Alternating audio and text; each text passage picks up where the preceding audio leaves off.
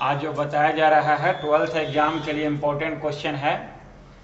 आपका क्वेश्चन अगर मान लिया आ जाए कि विद्युत द्विध्रुव के कारण अक्षीय स्थिति में विद्युत क्षेत्र की तीव्रता का व्यंजक प्राप्त करें। क्वेश्चन अगर आ गया है विद्युत द्विध्रुव के कारण, नहीं किसके कारण, विद्युत द्विध्रुव के कारण कौन स्थिति में, अक्षीय स्थिति में निकालना क्या है, तीव्रता। तो विद्युत द्विध्रुव आपको लास्ट क्लास बताए थे। विद्युत द्विध्रुव में क्या है, दो आवेश होता है। कितना आवेश होता है, दो आवेश होता है। विद्युत द्विध्रुव नाम से पता चल रहा है, द्विध्रुव मतलब दो ध्रुव, दोनों ध्रुव यानी दोनों आवेश का मान रहेगा बराबर, एक प्लस क्यू और दूसरा माइनस क्यू। दोनों आवेश का मान था बराबर। अगर ये 10 कूलम है तो ये भी 10 कूलम, 20 है तो 20, 50 है तो 50। लेकिन प्रकृति क्या होगा, विपरीत होगा, एक प्लस में होगा दूसरा माइनस में होगा।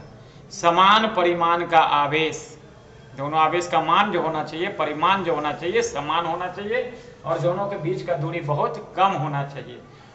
मान लेते हैं दोनों के बीच का दूरी 12 है, तो सिस्टम को हम लोग क्या कहेंगे, विद्युत द्विध्रुव। इस निकाय को क्या कहेंगे, विद्युत द्विध्रुव। विद्युत द्विध्रुव क्या है कि दो समान परिमाण का आवेश जिनके बीच का दूरी बहुत ही कम हो, तो इन दोनों आवेशों के निकाय को हम लोग विद्युत द्विध्रुव कहते हैं।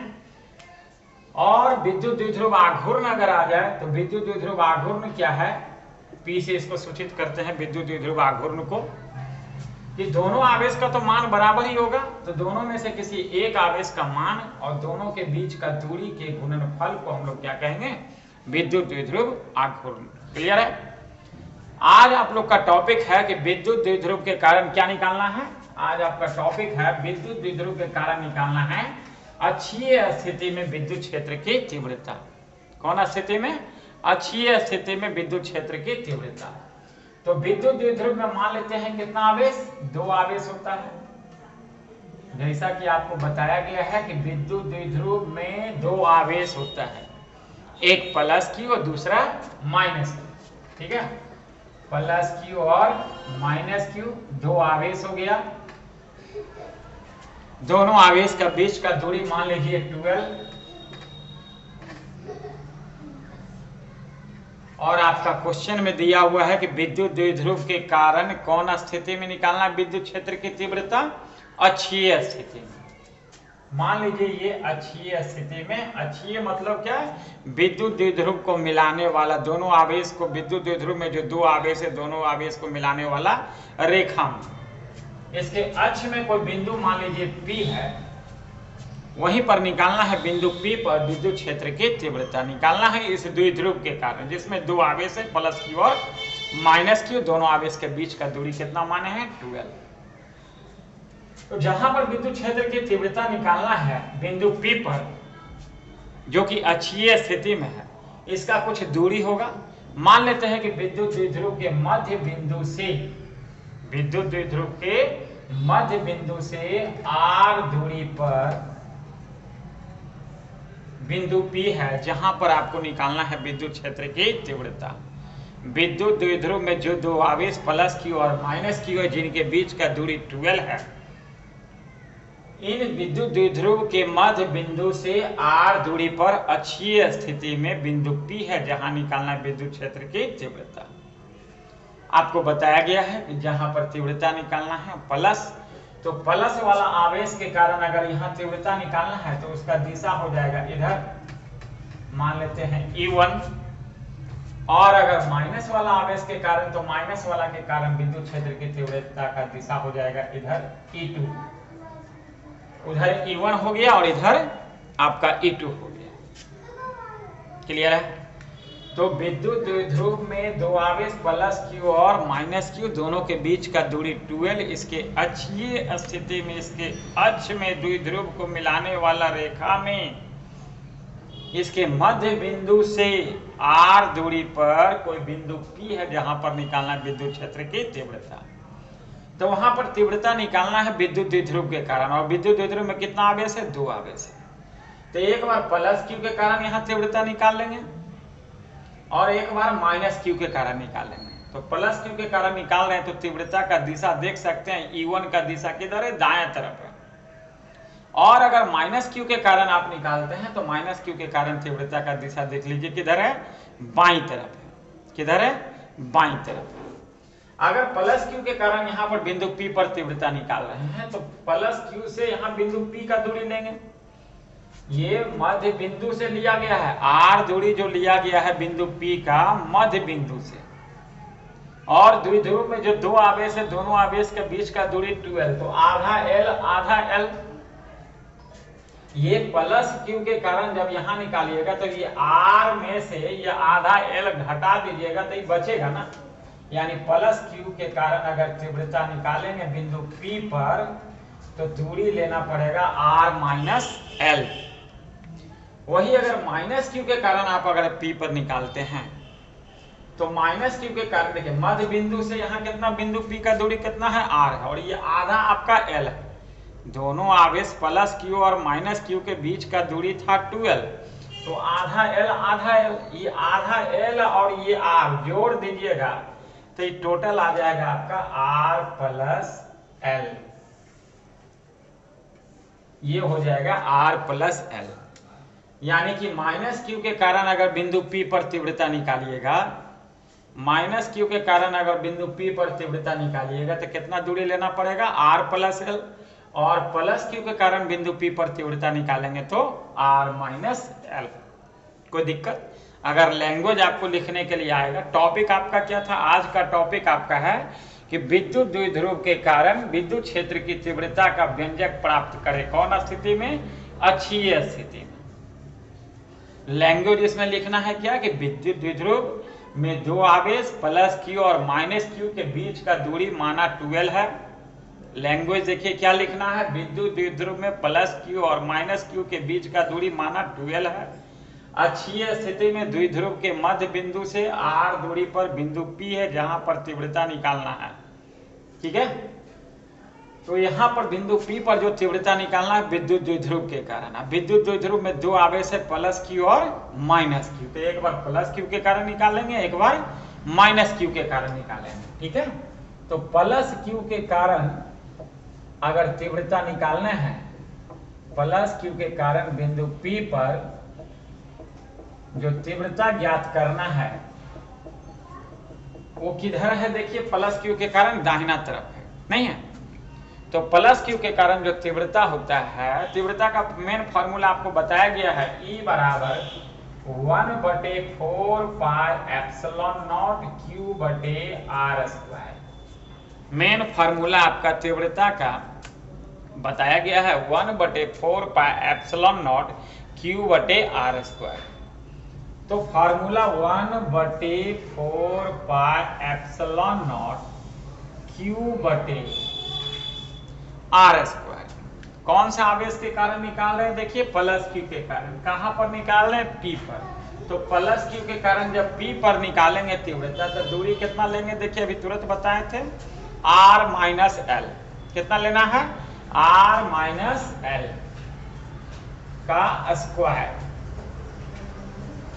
तीव्रता होता है 1/4 पाई एप्सिलॉन नॉट Q बटे R स्क्वायर, तो R के जगह हो जाएगा R माइनस l का स्क्वायर। कोई दिक्कत? ये दिशा देखिए किधर है, दायां तरफ। कौन दिशा है, दाईं तरफ। क्लियर है? उसी तरह से प्लस क्यू के कारण जब निकाल लिए तो माइनस क्यू के कारण भी निकालना पड़ेगा, चूंकि विद्युत द्विध्रुव में दो आवेश है। अगर आप माइनस क्यू के कारण निकालते हैं तीव्रता तो फॉर्मूला तो वही आपका है 1/4 पाई एप्सिलॉन नॉट Q बटे R square. 1/4 pi epsilon not Q बटे R स्क्वायर। तो कौन सा आवेश के कारण निकाल रहे हैं, माइनस क्यू के कारण। कहां पर, P पर। तो माइनस क्यू से P का दूरी देखिए कितना लिए हुए हैं, R plus l।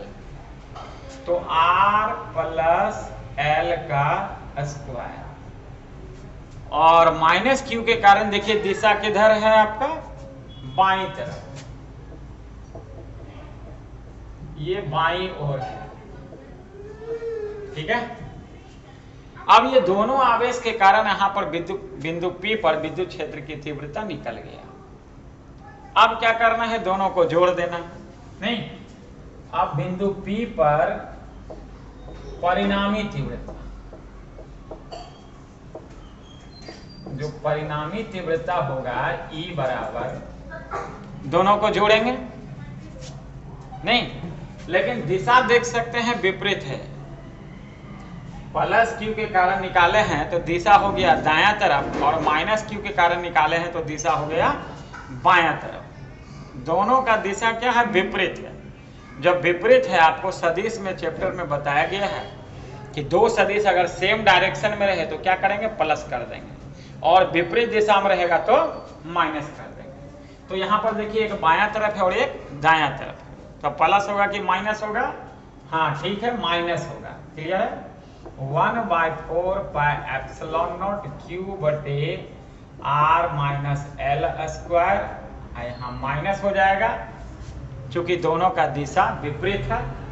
1/4 pi epsilon not Q बटे R प्लस L का स्क्वायर,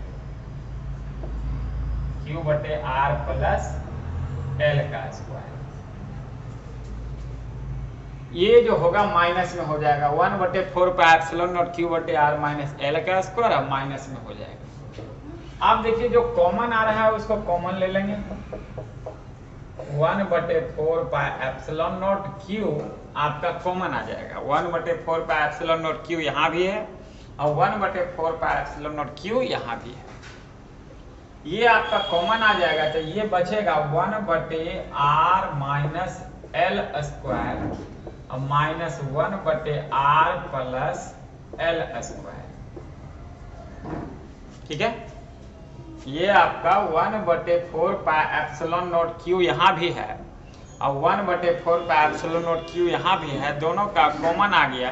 तो यहाँ देखिए 1/R माइनस L स्क्वायर बच रहा है और यहाँ पर बच रहा है 1/R प्लस L स्क्वायर। अब इसमें देखिए एलसीएम ले लेंगे, लघुत्तम ले लेंगे, तो ये 1/4 पाई एप्सिलॉन नॉट Q जो है उसको लिख दिए। ठीक है, और ये R माइनस L स्क्वायर और ये R plus L square LCM आ गया। तो ये ऊपर इधर चल जाएगा और ये इधर चल जाएगा, R plus L square minus R minus L square.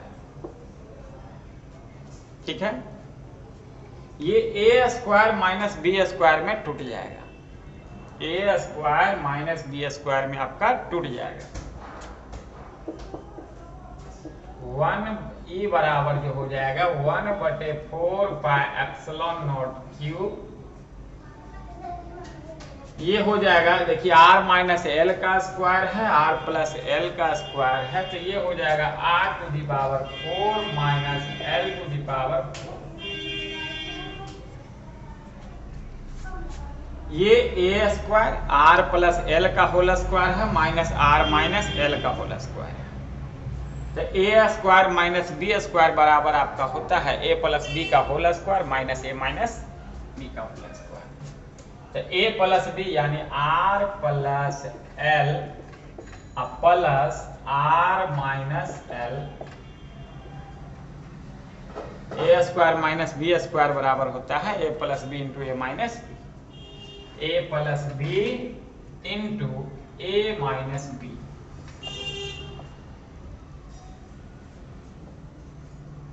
ये R कट गया यहाँ से, L यहाँ से कट गया, यहाँ पर जो बचेगा 1/4 पाई एप्सिलॉन नॉट Q और R और प्लस R 2R, यहाँ L प्लस L 2L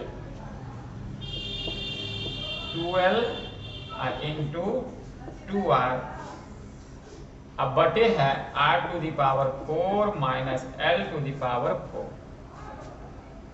ठीक, Q इंटू 2L आपको बताया गया है विद्युत द्विध्रुव आघूर्ण। नहीं, E बराबर जो हो जाएगा 1/4 pi epsilon not P into 2R अब बटे R⁴ माइनस L⁴। यहाँ P क्या है, Q इंटू 12, क्योंकि P बराबर होता है Q इंटू 2L। नहीं, अगर R के तुलना में आपको बताया गया विद्युत द्विध्रुव का परिभाषा, विद्युत द्विध्रुव कहते हैं किसको, दोनों आवेश के बीच का दूरी बहुत कम, यानी R के तुलना में L का मान बहुत कम होता है। तो L का मान खत्म हो जाएगा, ये खत्म हो जाएगा, R⁴ बचेगा। चूंकि R के तुलना में L का मान बहुत कम होता है, इसलिए R⁴ माइनस L⁴ के जगह पर लिखेंगे R⁴। जब ये लिखिएगा तो ये हो जाएगा आपका फार्मूला सिद्ध होके आएगा 1/4πε0। R 4 है, एक R कट गया तो 2P/R3, यही आपका मेन फार्मूला सिद्ध होके आएगा। आपका यही क्वेश्चन है, इंपॉर्टेंट है 12th के एग्जाम के लिए।